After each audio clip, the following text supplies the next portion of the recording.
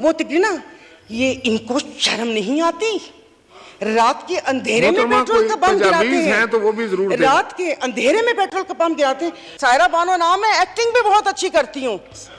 ان سب کی آواز کے ساتھ ان کو ان کا کورم یاد دلاؤں گی. پرسوں یہ وزیر خزانہ ساکا صاحب نے آ کے بنا جذبات کے یہاں پر آ کر کاغذ پڑھ کے اور یہ جا اور وہ جا دوسرے کے اوپر, اور پیچھے یہاں پر بیٹھے ہوئے سارے پیچھے ڈسک پہ جا رہے تھے کہ اس نے وہ کر دیا, کیونکہ ان کی تو دکان چل رہی ہے. مجھے تو سمجھ نہیں آ رہی تھی, چشمہ نہیں تھا. میں نے کہا یہ کیا ہو گیا؟ شاید میں رات کو روئی ہوں, اللہ پاک نے میری دعا سن لی. پتہ چلا وہ پچھلے تھے میسیجز نا, جب وہ یہاں پر بیٹھا کرتے تھے. اب سب کچھ جائز ہے, سب کچھ حلال ہے. میں ٹیم ہارٹنز اور کیا کہتے ہیں پی ایس ایل کا میچ دیکھنے والے اور کراچی دو دریا میں کھانے والوں کی بات نہیں کر رہی.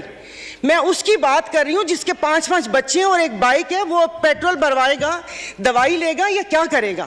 اور ایک ہی یاد ہے کہ انسان معاشی جانور ہے. کہ یہ سب آئی ایم سوری, یہ سب بکواس ہے یہ جو بتا رہے ہیں. ادھر کسی نے مجھے بولا کہ مسلمان کو صبر اور شکر کا درس دیا گیا ہے. صبر شکر کریں, پوری دنیا میں مہنگائی ہے.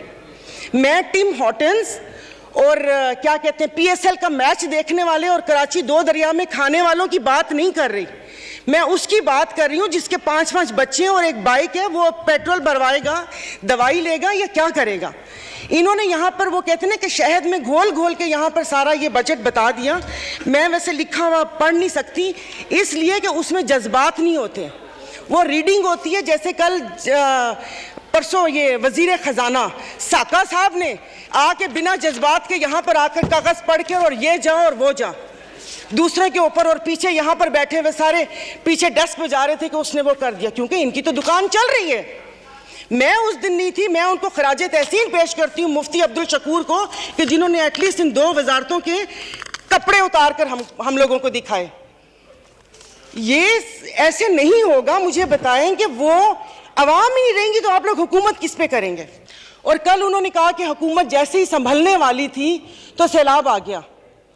تو جناب اسپیکر مجھے معاف کر دیجئے, جس وقت سیلاب آیا تو اس وقت تو ہم اپنی زندہ دلی کا ثبوت دے رہے تھے. 75 کروڑ عوام کے خون پسینے اور ٹیکس کی کمائی سے ہم یہاں پر تقریبات کر رہے تھے. اور مزے کی بات ہے, پلیز مطلب میں بہت آرام سے بات کر رہی ہوں, کوئی طنز نہیں کروں گی, کہ ابھی آئین کی تقریبات کا آغاز ہوا ہے. کیا آئین کے آرٹیکل 3 آئی تھنک 27 یا 35 36 آگے, کیا اس پہ یہ ریاست پورا اترتی ہے؟ کیا ہماری کی حفاظت ہے یہاں پر؟ ہمیں بنیادی سہولتیں میسر ہیں یہاں پر؟ مطلب ہم لوگ اتنے ناک کے پکے ہیں کہ اس پہ وہ کر کے آئین کی بات کر رہے ہیں. اور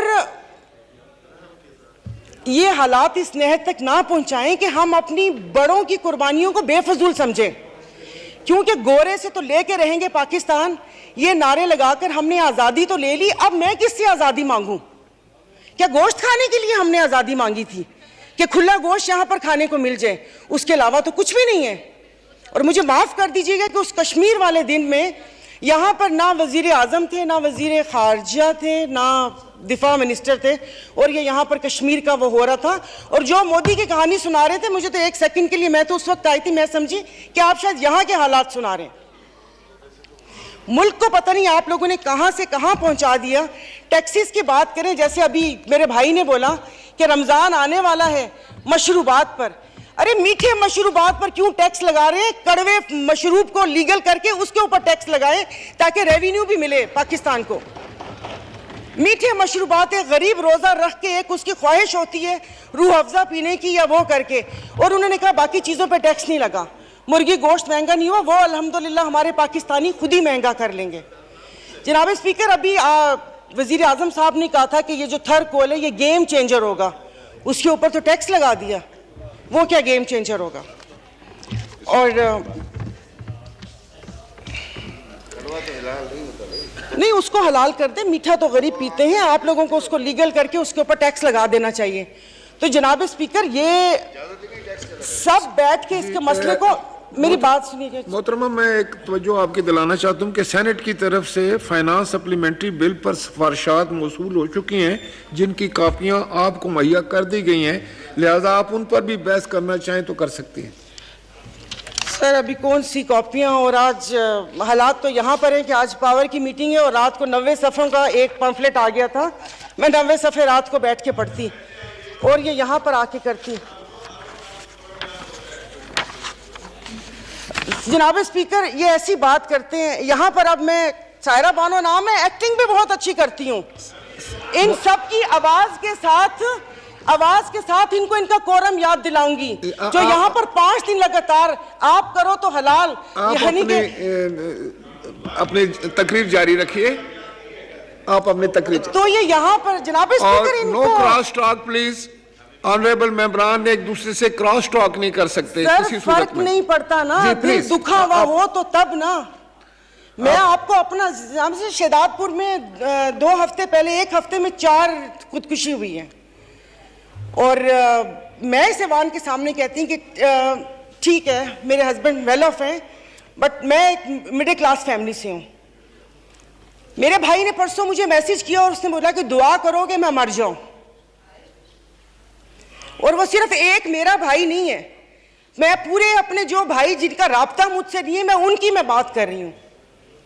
جناب اسپیکر کل میں گئی تھی, وہ جس بندے نے 4 ٹماٹر اور 4 آلو لے کر 400 اس کے پاس نہیں تھے, اس نے پرس نکالا, میں شرم سے گڑ کے مر گئی. 272 لیٹر پیٹرول آپ لوگوں نے مشکل کرنی ہے تو آپ V8 اور بڑی بڑی گرینڈ کروزر کو 500 لیٹر پیٹرول دینا. غریب کو آپ دوائیاں تو وہ دوائی نہیں ملتی, سرکاری ہسپتال کا آپ نے حال دیکھ لیا. میں پلیز آپ مار دیں, آپ پلیز مار دیں. یہ میری بہن پیچھے بیٹھی ہو تو پیچھے ہی بیٹھی رہو, اگلی دفعہ کی ٹکٹ نہیں ملے گی اگر زیادہ چوٹ چوٹ کی تو. مطلب ان کے دماغ ملی نہیں ان لوگوں سے, ان کے بھوسا بھرا ہوا دماغ میں. ممبر آپ مجھے ایڈریس کریں. اور نہیں سر, یہ ایسے بولتی کوئی کام ہے نہیں, پارٹی میں کوئی پوچھتا ہے نہیں, اور یہاں پر آ کے صرف یہ 4 الفاظ بول کے اور اس کو وہ کوشش کرتی ہے کہ ہم نے بھی انگلی کٹوا کے شہیدوں میں نام لکھوایا ہے. مطلب یہ کون لوگ ہیں؟ آپ جاری رکھیں. تو آپ مجھے بتائیں, اشرافیہ تو چلی جائے گی یہاں سے, تو ہم بدماشیوں کو مار دینا کہ اس مشکل حالات میں بھی جینے کی خواہش رکھتے ہیں, یہ بدماشی نہیں ہے تو اور کیا ہے؟ عزت نیلام ہو. ابھی تو پہلے کسی نے مجھے کہا کہ آگے کیا ہوگا, بچے تو بکتے تھے, عزتیں بھی نیلام ہوتی تھی. آئی ایم سوری, بھلے آپ ایکسپینس کر دیجئے گا الفاظ, پہلے ڈھکے چھپے ہوتی تھے, اب کھلے عام ہوں گی.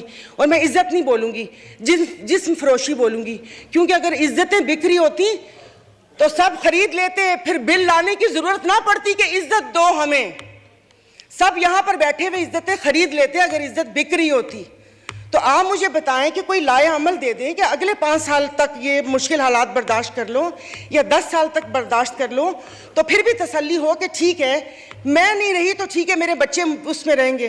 سر آپ نے تو بچوں سے جینے کا حق چھین لیا ان لوگوں نے. 20,000 والا کیا کرے گا؟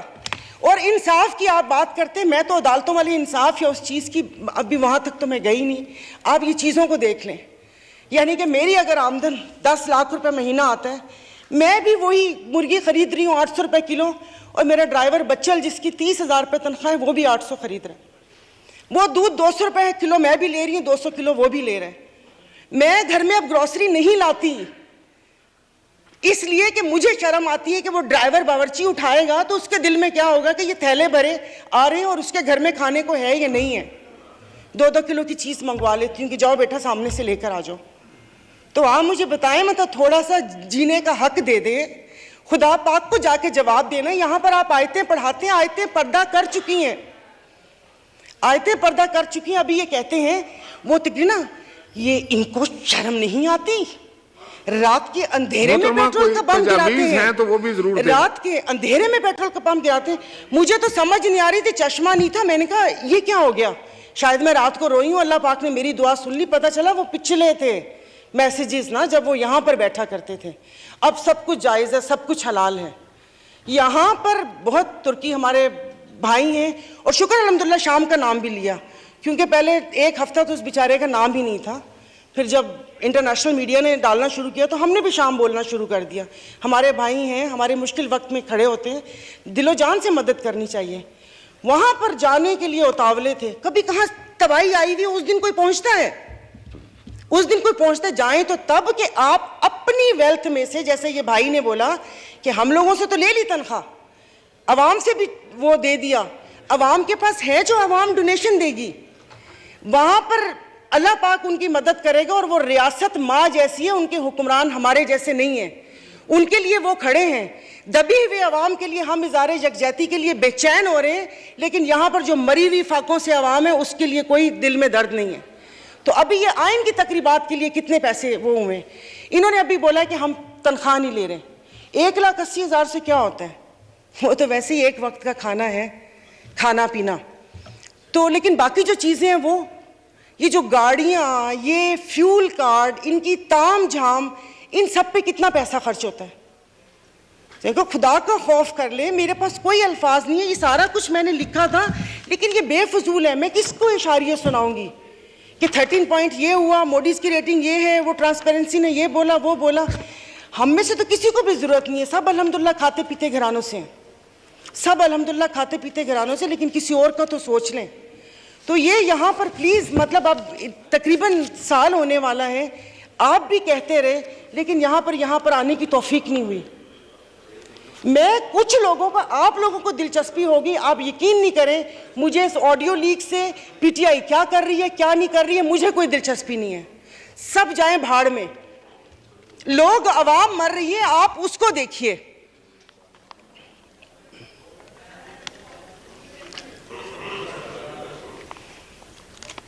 تو خود ہی کہہ لیتے ان سے سفارش کیوں کروائیں. محترمہ کنکلوڈ کیجئے, وائنڈ اپ کر لیں.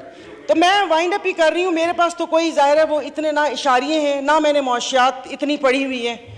کالج نہیں تھا وہ, ایسے ہی وہ کالج تھا, سائنس کالج نہیں تھا, آرٹس کالج تھا, سمجھ بھی نہیں آتی تھی.